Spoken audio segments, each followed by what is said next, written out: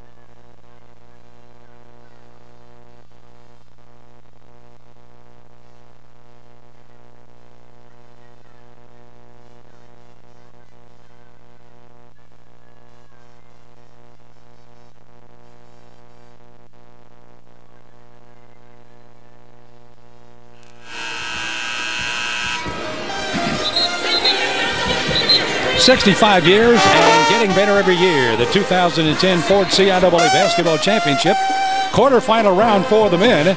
As one team, Elizabeth City State, has already advanced with an upset over Bowie State.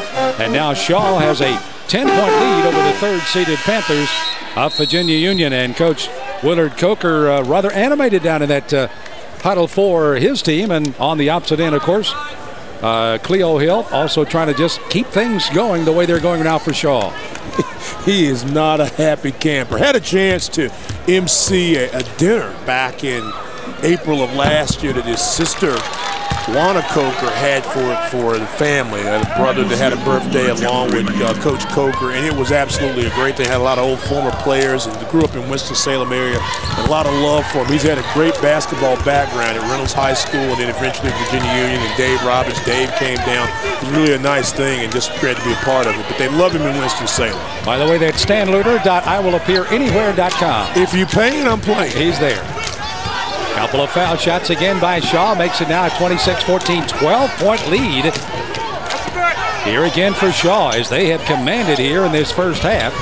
A 3 on the outside, and they finally get one down as Ryan King gets a 3-pointer down. King averaging 10, gets 3 of them there. And they quickly go inside to Caldwood. And Rodney is fouled. Make that to Raheem Smith, and Smith will go to the line as they will shoot a couple of shots here. Good ball movement a moment ago for Virginia Union. The ball goes inside and then back out, and King spots up and makes that 3. Had 33s going into the tournament. Transferred after his freshman year from Pfeiffer. And Coker really said, you know, we're going to find out if this kid can play or not. He's been around the system. He just never really stepped up to the level they thought. They said, we're going to throw him out there, and either you're going to play or you're going to sit. And this year he's played and had a really good season, averaging, like you said, over almost 11 points a game. Coach Coker looking on right in front of his bench as he watches the shots once again, and they will come up with one of the 2. And again, Caldwood Trying to carry this team as much as they can, but of course Bell has really been the story with 4 threes. As the long-range shot for Shaw has paid dividends so far. A reverse on the opposite side, no good. Outlet, knocked down, scramble for it. And it'll be a jump ball. Possession arrow will go in favor of Shaw. You know, we talked a moment ago about Caldwell being patient and finishing the play. Well, if a perimeter guy drives, you've got to be patient sometime if you don't get that first explosion to the basket to read the defense or read where your guys are. Caldwell, he made a big mistake that time, McDonald, trying to go up and under. Just pull up and take the little 5-foot jump shot, use the glass and score, and they get a basket. But instead, you miss it, and eventually you lose the possession arrow too. So Shaw takes over on the change of possession with the jump ball. And again enjoying this 10-point lead. They feed it down low. That's Smith. Couldn't get much going. He brings it back outside. And they'll set it up with Michael Smith.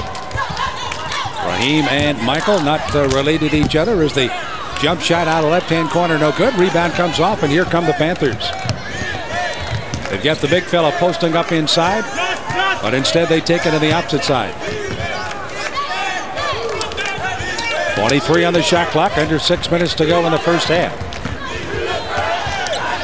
Shaw really cuts off any kind of cutting here by Union. They're very active. Yeah, they're doing a great job just moving their feet. That's a nice shot. 3-point shot outside by Wayne Ford. And he will knock down his first 3 of the night. Averages 5.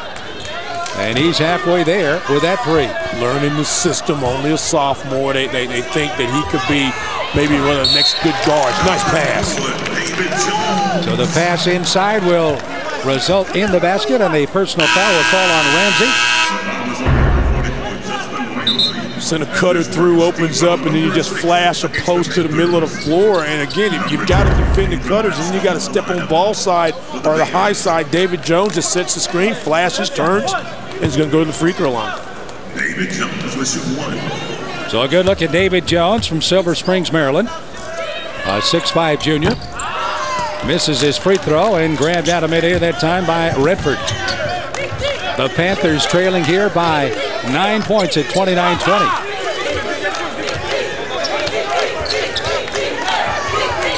They work it down low this time, trying to get it to Ramsey. Ramsey got a hand on it, but also had Caldwell contending for it. Caldwood, excuse me, knocked out of his hands and off of Ramsey and out of bounds.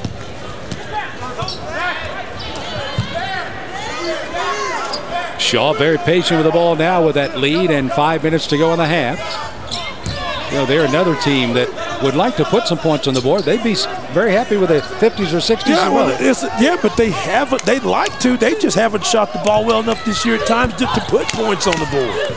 I mean, Neil Cleo was telling me the other day, he said, man, there have been times when we've gone 7 or 8 minutes and 2 of those 5 shots, we didn't even hit the rim. So he's like, you know, we're a team that has to play within itself.